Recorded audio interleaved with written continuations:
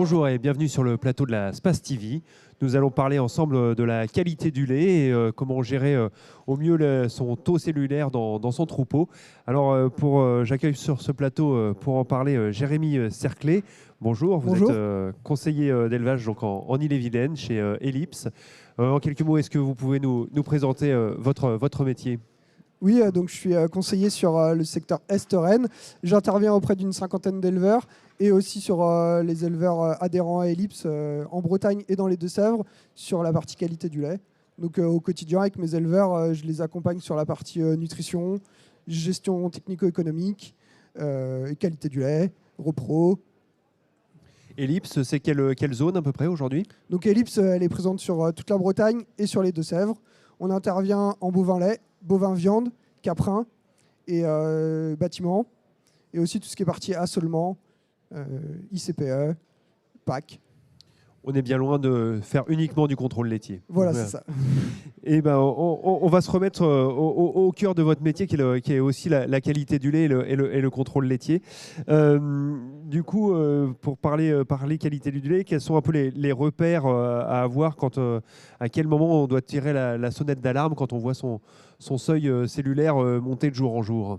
Donc, pour les éleveurs, ils auront le repère du taux cellulaire tank qu'ils ont quasiment à chaque prélèvement du lait de tank.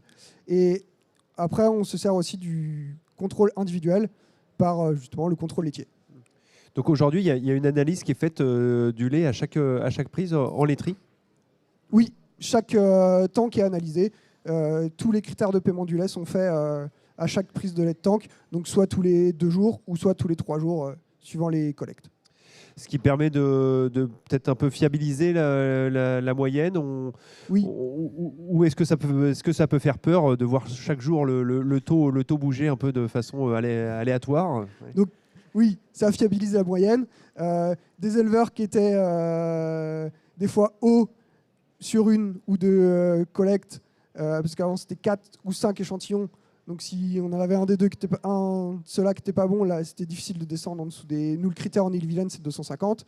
Maintenant qu'il y a une analyse 15-16 fois par mois, un mauvais résultat permet d'avoir une bonne moyenne. Après, oui, c'est vrai que c'est anxiogène quand on voit sur une semaine des montées 250, 280, 300, une redescente, une remontée. Voilà. Ça interroge les éleveurs sur est-ce que j'ai plusieurs vaches, est-ce que j'ai qu'une vache. À partir de 250 000 cellules, on est pénalisé. Mais le seuil, il faut peut-être mieux réagir avant quand même. C'est quoi ? C'est 200 000, on se dit, il y a peut-être quelque chose qui cloche, ou est-ce qu'on est encore large ? Oui, donc nous, en Ille-et-Vilaine, c'est 250 000. Certains autres SIL, c'est 300. Mais que ce soit l'un ou l'autre, le 200, c'est quand même un critère limite, parce qu'on peut vite basculer. Il suffit qu'une ou deux vaches qui font 28 kg et qui montent en cellules, elles impactent 50, 70. Donc on arrive vite à un seuil. Et s'il y a une période donnée, forte chaleur, contexte sanitaire actuel, on a une forte montée parce que les vaches ont une réaction immunitaire. Ouais. On peut vite arriver à un mois où on a des pénalités. Donc, est-ce que c'est plutôt la tendance de la courbe qu'il faut regarder, ou est-ce que c'est le chiffre individuel ? Non, c'est plutôt la tendance qu'il faut avoir en regard. Donc les moyens de détecter des cellules, on va dire cliniques, les éleveurs les connaissent. Quels sont-ils d'ailleurs ? Oui, les éleveurs les connaissent, notamment ceux en salle de traite qui voient leurs mamelles tous les jours. Ça va être qui connaissent leurs vaches, leurs mamelles. Ça va être les quartiers durs, le lait qui modifie d'aspect, les grumeaux, les quartiers chauds. Donc tirer les premiers jets, voire éventuellement aller un petit peu plus loin avec un plateau et des réactifs. Oui, c'est ça. Tirer les premiers jets pour voir l'aspect du lait. Et après, ça peut être ce qu'on appelle le test au plateau, où on met chaque quartier dans un plateau. Et avec un réactif, on a une indication de quel quartier et un ordre d'idée de la teneur en leucocytes. Est-ce que ces tests plateaux peuvent déjà nous dire de quel type de bactérie il s'agit, ou non, c'est trop tôt ? Non, c'est trop tôt. C'est un indicateur qui indique le taux cellulaire, mais vraiment un indicateur. Pour les éleveurs en robot de traite, c'est un peu différent. On est moins sur chaque mamelle au quotidien. Comment Oui. ça se passe? Oui, c'est sûr c'est difficile de faire les premiers jets pour ces éleveurs-là à la main. Aujourd'hui, chaque robot est équipé de conductivité. Après, suivant les marques et suivant les choix des éleveurs, il y a des analyseurs qui sont pris et qui sont utilisés au quotidien. Donc la conductivité électrique donne un seuil par vache de la qualité du lait. On ne connaît pas forcément le quartier, mais on connaît la vache. On peut connaître le quartier et on sait juste si elle s'améliore ou si elle se dégrade en qualité. Donc ça alerte les éleveurs. Depuis quelques années, il y a également a été mis en place ce qu'on appelle génocellules. Est-ce que vous pouvez expliquer comment ça marche? Est-ce que vous avez des éleveurs qui l'utilisent chez vous? Oui, donc on a des éleveurs qui utilisent génocellules. C'est des éleveurs où tout le troupeau est génotypé. Ouais. Et avec un échantillon du lait de tank, on va aller rechercher les ADN de chaque vache. Et plus on va retrouver d'ADN, plus elle aura de cellules. Donc à partir de quelques millilitres de lait, on sait quelle vache un flacon, à qui appartient les globules blancs de telle ou telle vache. Quoi. Voilà, c'est ça. Ouais. Un flacon qui fait cette taille-là. D'accord. Ça se démocratise, ça reste encore faible. Les éleveurs en sont-ils satisfaits? Ça se démocratise, comme l'utilisation des robots qui se démocratise, et aussi l'aspect du génotypage. Ça permet de réutiliser une deuxième fois son génotypage. Des vaches qui sont en 4e lactation, on va revaloriser l'investissement du génotypage avec ça. Les éleveurs qui utilisent ça sont très contents. Ça laisse une grosse souplesse à... On parlait des moyennes tank tout à l'heure. On a des moyennes qui sont bonnes ou satisfaisantes. On va faire qu'un échantillon. Par contre, on voit que ça monte. On peut aller jusqu'à faire 2 échantillons dans le mois. Et on a une souplesse et une réactivité parce que 3 jours après, on a le résultat de toutes nos vaches en n'ayant pris qu'un seul échantillon. Ça demande à avoir une continuité par contre sur le génotypage de chaque génisse qui va rentrer dans le troupeau. Quoi. Oui, il faut absolument que toutes les vaches qui sont dans le tank soient génotypées. Oui, d'accord. Pour en revenir au test, donc il y a les épidémiotests pour savoir un peu de quel type de germe il s'agit. Comment ça fonctionne? Donc, du même principe que génocellules, mais ça n'utilise pas le génotypage. On fait un échantillon du lait de tank, on envoie analyser au laboratoire et on va indiquer à l'éleveur quel germe est présent dans son élevage. Donc on a 16 types de germes et on les classe en 3 catégories, environnement, contagieux et mixte. C'est vrai, ça, ils ne pourraient pas nous le faire directement avec l'ADN des types de bactéries. On devrait pouvoir trouver ça, non? Ouais, je ne crois pas que... Ouais. On verra, c'est une voie de travail. Et, donc une fois qu'on a identifié son germe, ça axe sur différentes pratiques à mettre en place pour réduire un peu ce taux moyen, soit à la vache, soit à l'ensemble du troupeau. Oui, ça met des axes de travail sur l'ensemble du troupeau, que ça soit sur la partie traite, sur la partie bâtiment, sur la partie génétique. Du coup, sur la partie traite, bâtiment, qu'est-ce qu'on peut mettre en place? Déjà, c'est un petit focus air paillé, logette. Qu'est-ce que vous remarquez, vous? Sur le terrain, on remarque que les conséquences ou les problèmes ne sont pas les mêmes en fonction d'air paillé ou logette. En air paillé, on va avoir des éleveurs qui vont être plutôt embêtés par des mammites cliniques, ce que les éleveurs appellent des belles mammites, en logette, il y aura un point de vigilance à avoir sur la contamination. Avec quel type de bactéries dans les 2 cas? Donc en air paillé, on va beaucoup être sur de l'ubéris, donc un peu mix quand même. Et en logette, on va être sur du strepto et de l'E. C'est quoi les indicateurs pour dire là, mon air paillé, elle va pas très bien en ce moment, ça risque de flamber. Donc c'est une prise de température que les éleveurs peuvent faire ou que nous on peut faire quand on les accompagne aussi. Avec un vulgaire thermomètre, on prend à 10 cm plusieurs points sur l'air paillé. Et si la moyenne dépasse les 35 degrés, il est temps de prévoir curer dans les 7-10 jours. Et dès qu'on a un point à 40, il faut curer assez rapidement.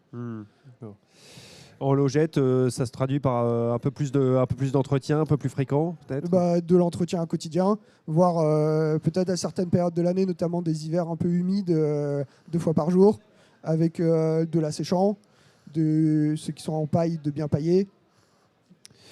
Du point de vue toujours bâtiment, il peut y avoir aussi des problèmes d'eau, de courants parasites, des choses comme ça. Oui, c'est d'être vigilant sur la partie qualité d'eau, quantité, qualité. Et oui, on évoque en point aussi la géobiologie, mais notamment sur la partie électricité, qu'on n'ait pas des courants vagabonds, qui pourraient concentrer des vaches à un endroit dans le bâtiment, donc notamment en air paillé. Même si la surface, on recommande 7 mètres carrés par vache, mais si on se rend compte que toutes les vaches se couchent sur la moitié du bâtiment, on est plutôt à 3,5-4 mètres carrés par vache.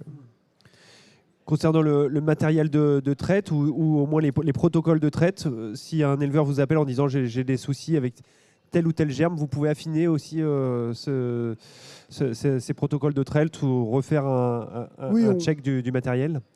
On peut faire du contrôle machine à traire, revoir si, notamment maintenant on a beaucoup d'éleveurs qui sont en décrochage automatique, qu'on n'a pas des décrochages automatiques qui soient mal réglés ou certains postes qui fonctionnent différemment que d'autres. Parce que les vaches, c'est des animaux d'habitude. Si le matin, elles passent sur un poste qui se décroche vite et les autres qui font un peu de surtraite, il peut y avoir des différences de poste sur le décrochage, quoi. Oui, ça peut arriver, ouais. Okay.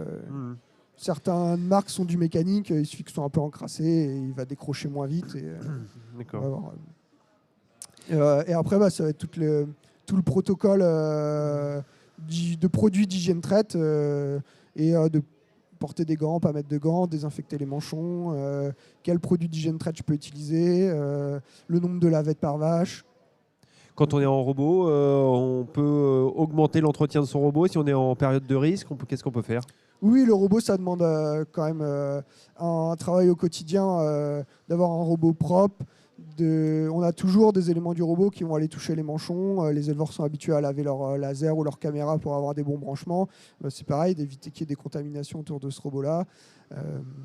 Utiliser des lingettes désinfectantes pour enlever le petit gras et d'éviter des contaminations. Après, au niveau de l'ensemble du troupeau, on peut aussi jouer sur les réformes et peut-être pas trop pousser à la conservation des vaches, on va dire, à cellules un peu chroniques. Oui, c'est ça. On sait que des vaches qui avancent en lactation et en âge, elles ont tendance à monter en taux cellulaire. Et aussi, on a des vaches, de fait de leur historique de contamination de l'environnement ou de leur génétique, qui sont régulièrement hautes en cellules et qu'on incite les éleveurs à réformer.